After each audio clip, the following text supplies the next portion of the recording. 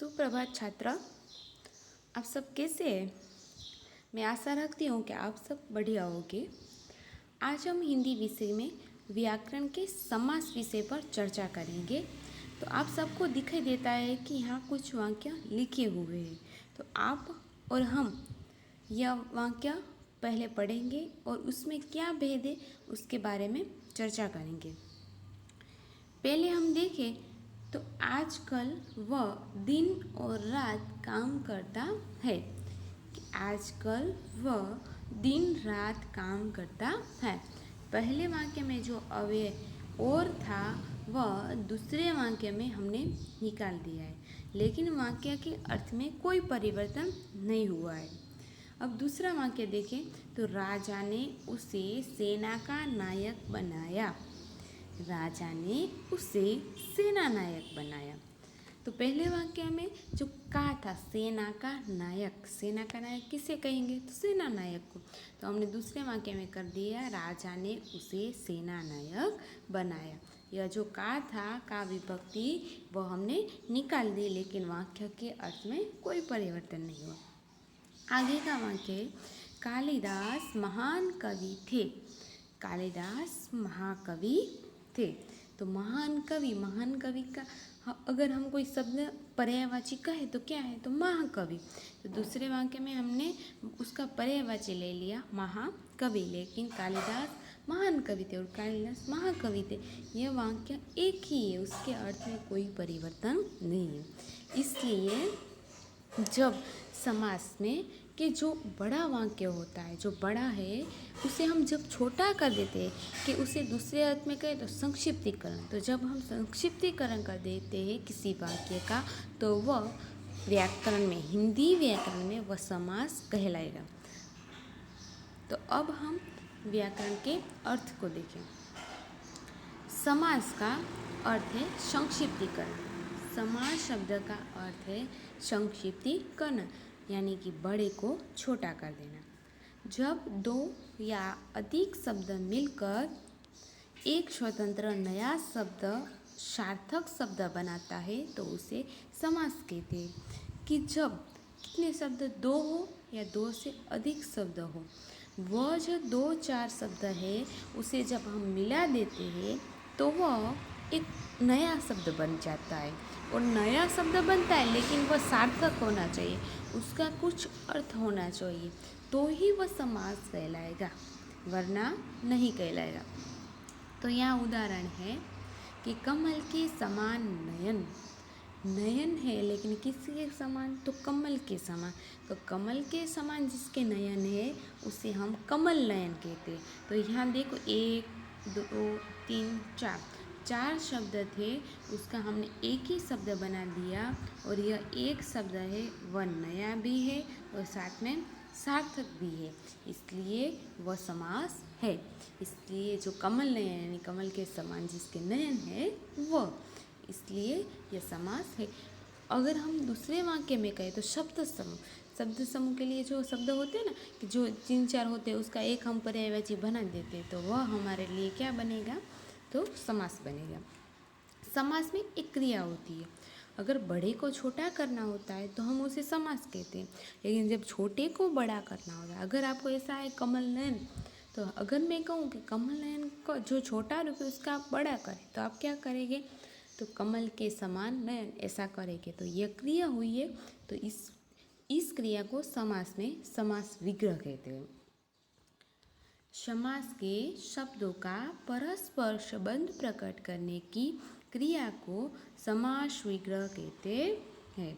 कि समास के शब्दों को, यानी कि यह जो शब्द है समास के, उसके परस्पर जो संबंध है कि इसके बीच में क्या अर्थ, जब हम अर्थ करते हैं ना, अर्थ का बोध करते हैं, तब उसके बीच में जो संबंध प्रकट होता है तो उस क्रिया को हम क्या कहेंगे? समास विग्रह कहेंगे। यहाँ रसोई घर है, यह वह समास दिया हुआ है।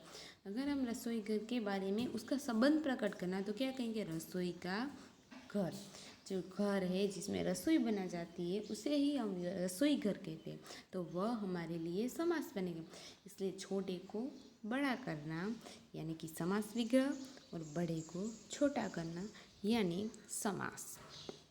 तो इस समास में दो प्रकार के शब्द होते हैं। कितने शब्द होते हैं? दो प्रकार के।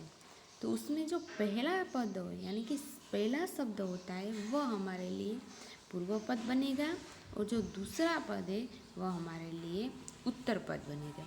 अगर हमें ऐसा याद रखना है तो हम ऐसा कर सकते हैं कि प्रश्न हो ना उसके बाद ही उत्तर आता है। अगर कोई प्रश्न कहेगा ही नहीं तो आप उत्तर देंगे ही नहीं, इसलिए पहले क्या आएगा? प्रश्न आएगा, उसके बाद क्या आएगा? तो उत्तर आएगा। इसलिए उत्तर दूसरा पद है, और जो रह गए यानी कि पूर्व पद वह हमारा पहले पद है। इसलिए समास में दो प्रकार के शब्द, जो यहाँ कमल नयन है तो यह नयन है वह हमारा दूसरा शब्द है, और जो कमल है वह हमारा पहला शब्द है। तो ये पहले शब्द को हम उत्तर पद कहेंगे, और दूसरे पद को हम पहले पद को हम पूर्व पद कहेंगे, और दूसरे पद को हम उत्तर पद कहेंगे। इसलिए कमल है वह पूर्व पद है, नयन है वह उत्तर पद है। अब यहाँ उदाहरण से देखिए कि कमल कमल नयन, कमल नयन, कमल ये वह पूर्व पद और नयन यानी उत्तर पद। लेकिन जब पूर्व पद और उत्तर पद दोनों को मिला दिया जाए, पूर्व पद और उत्तर पद दोनों को जब मिलाते हैं तब वह हमारे लिए समस्त पद बन जाता है। क्या बन जाता है? समस्त पद।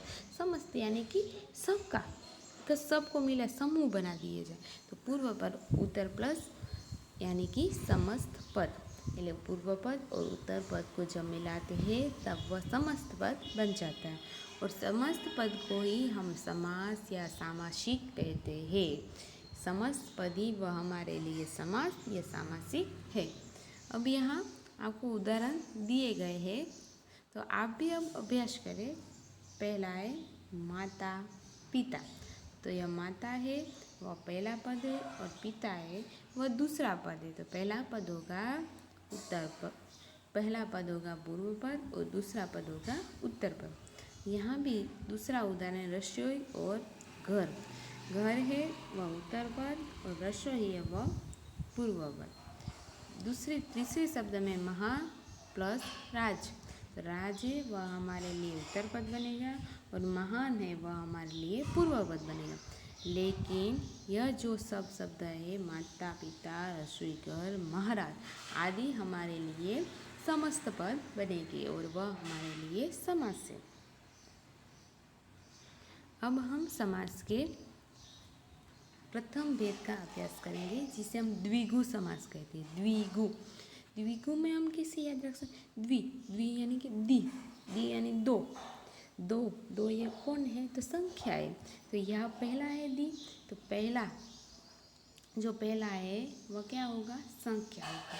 इसलिए जिस समास का पूर्व पद संख्यावाचक विशेषण हो उसे द्विगु समास कहते हैं। इसमें समूह अथवा समाहार का बोध होता है। तो इसका पहला पद पूर्व पद वह क्या होगा? तो संख्यावाचक होगा। क्या होगा? उसका पहला पद संख्यावाचक होगा, और जो दूसरा पद है जो पीछे दिया उत्तर पद, जो वह दूसरा पद है वह हमारे लिए किसी समूह का बोध करे तो ही वह हमारे लिए संख्यावाचक होगा। अगर पहला पद संख्यावाचक है लेकिन उसका दूसरा पद है वह अगर किसी समूह का बोध न कराए तो वह हमारे लिए द्विगु समास नहीं बनेगा। पहला शब्द संख्या हो और दूसरा जो उत्तर पद है वह सबको मिलाने का यानी कि समूह करने का बोध कराता हो तो ही वह द्विगु समास बनेगा। अब उदाहरण देखिए, तो पहला उदाहरण है त्रिभुवन। त्रिभुवन हम किसे कहेंगे? तो तीन भुवन। जब तीन भुवन समूह हो जाए यानी इकट्ठा हो जाए तभी वह हमारे लिए त्रिभुवन बनेगा। तो तीन भुवनों का समूह यानी त्रिभुवन। दूसरा उदाहरण है अष्टधातु। अष्टधातु 8 धातुओं का समय। तो यह अष्ट है वह संख्या है, और ये इसमें धातु का समूह करने का हमें बोध मिलता है, इसलिए वह हमारे लिए द्विगु समास है। आगे है पंचतत्व। पंचतत्व यानी कि 5 तत्वों का समूह। 5 तत्व के जब 5 तत्व मिलते हैं तभी वह हमारे लिए पंचतत्व बनते हैं। लेकिन जो एक शब्द है जैसे कि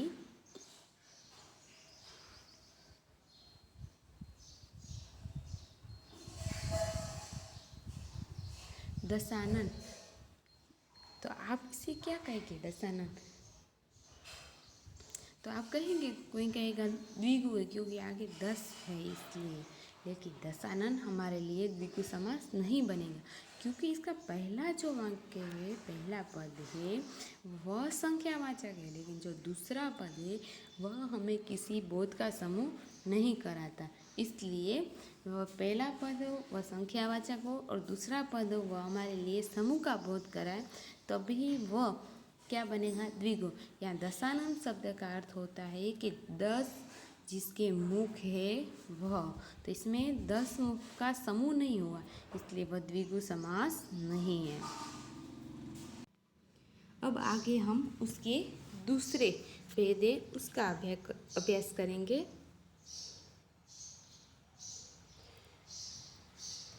दूसरा भेद है अव्ययी भाव समास।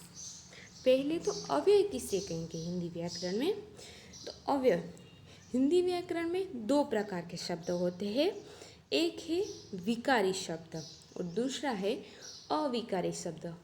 विकारी शब्द यानी कि जैसे कि संज्ञा, सर्वनाम, क्रिया, विशेषण, ये सब हमारे लिए विकारी शब्द बनेंगे क्योंकि इसमें लिंग, वचन और कारक की वजह से परिवर्तन होता है।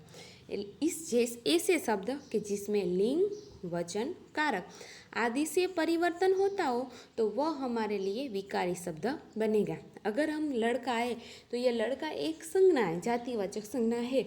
तो अगर हमें इसे लिंग में परिवर्तन करना हो तो लड़का का क्या हो जाएगा? लड़की हो जाएगी, तो लड़का से लड़की बन गई, इसलिए उसमें परिवर्तन हुआ तो वह हमारे लिए बनेगा विकारी शब्द। दूसरा शब्द है अविकारी शब्द। अविकारी शब्द यानी कि जिसमें परिवर्तन न हो, कि ऐसे शब्द जिसमें लिंग, वचन और कारक से परिवर्तन न हो वह हमारे लिए अविकारी शब्द बनेंगे। और अविकारी शब्द ही हमारे लिए अव्यय है। अव्यय यानी कि जिस शब्द में लिंग, वचन, कारक से परिवर्तन न हो वह हमारे लिए क्या बनेगा? तो अव्यय बनेगा। और अथवा, जैसा, ये शब्द है सब वह हमारे लिए अव्यय बनेंगे। तो अब अव्ययी भाव समास को हम देखते हैं। जिस समास का पहला पद प्रधान हो और वह अव्यय हो उसे हम अव्ययी भाव समास कहते हैं। कि जिसका पहला पद यानी कि पूर्व पद वह प्रधान हो। पहला पद क्या होना चाहिए? तो वह मुख्य होना चाहिए। क्या होना चाहिए? वह प्रधान होना चाहिए, मुख्य होना चाहिए। और जो पहला पद है वह मुख्य और साथ में वह अव्यय भी होना चाहिए। इसकी क्या शर्त है? तो पहला पद प्रधान और वह पहला पद ही अव्यय हो तब वह अव्ययी भाव समास बनेगा। तो जैसे हमने देखा कि यथा शक्ति, यथा है वह अव्यय है। यथा यानी अनुसार, अनुसार व लिंग, वचन या कारक किसी में भी हो लेकिन अनुसार का कभी परिवर्तन नहीं होता है, इसलिए यह यथा है वह हमारे लिए अव्यय। आ जन्म, आ यानी तक, तो आ वह भी एक अव्यय है। और दूसरा है प्रति, प्रतीक यानी हर एक क्षण, प्रत्येक, तो प्रति है वह भी अव्यय है। इसलिए इसके सब पहले शब्द है, पहले पद है वह अव्यय है और वह अव्यय भी है, इसलिए वह हमारे लिए अव्ययी भाव समास बनेगा। जैसे यथा शक्ति, शक्ति के अनुसार, आ जन्म, जन्म तक, प्रतिदिन यानी कि प्रत्येक दिन। हिंदी में अव्ययी भाव समास जब भी है ना तब उसके आगे यथा, आ, प्रति ऐसे शब्द दिखाई देते हैं। तो ऐसे जो भी शब्द हो वह हमारे लिए क्या बन जाएगा? अव्ययी भाव समास बन जाएगा।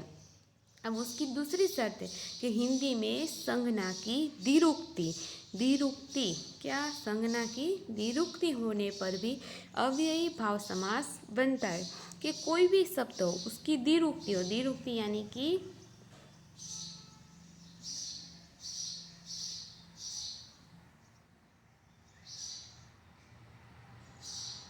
पुनरावर्तन, कि उसे दोबारा जब हम लिखते हैं या बोलते हैं, जब एक शब्द का 2 बार पुनरावर्तन हो तो वह द्विरूक्ति कहलाएगी और द्विरूक्ति वाले शब्द अव्ययभाव समास बनेंगे। जैसे कि रोम रोम, दिन दिन, धड़ाधड़, रातों रात, ऐसे सब शब्द है वह अव्ययभाव समास बनेंगे। अब उसके समास के भेद का जो दूसरे भेद है उसका हम दूसरे लेक्चर में अभ्यास करेंगे।